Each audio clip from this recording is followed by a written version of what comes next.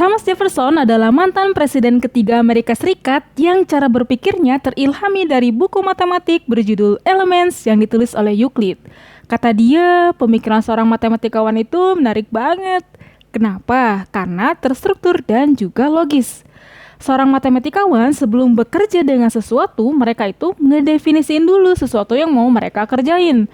Misalnya, kalau mau kerja sama lingkaran, mereka berarti harus ngedefinisiin dulu dong apa itu lingkaran. Habis itu, mereka ngebangun aksioma. Aksioma itu pernyataan matematik yang udah jelas kebenarannya dan gak perlu bukti sama sekali.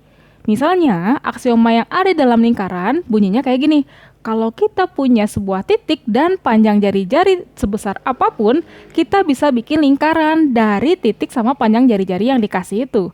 Ini kan udah jelas banget ya, gak perlu bukti lagi. Abis ngebangun aksioma, lahirlah sebuah konsekuensi logis yang disebut teorema.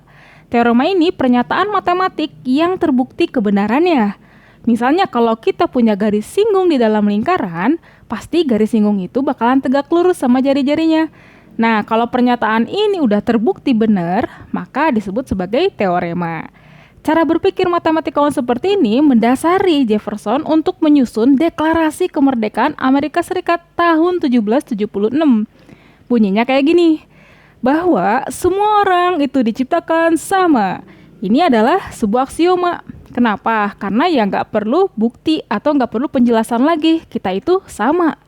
Abis itu dilanjutin sama pernyataan, kalau pemerintah merusak tujuan-tujuan ini, maka rakyat itu berhak buat mendirikan pemerintahan yang baru. Ini konsekuensi logis dari aksiomanya. Pembukaan Undang-Undang 45 yang kita punya sekarang ini juga punya bunyi kayak gini, bahwa sesungguhnya kemerdekaan itu ialah hak segala bangsa. Ini adalah aksiomanya. Karena ya udah jelas, bangsa itu berhak buat merdeka. Konsekuensi logisnya apa? Oleh sebab itu, penjajahan di atas dunia harus dihapuskan karena tidak sesuai dengan pri kemanusiaan dan pri keadilan. Ini konsekuensi logisnya atau sebuah teorema di dalam matematika. Ternyata di dalam konstitusi negara pun matematika itu punya peran penting. Keren banget kan si matematika ini?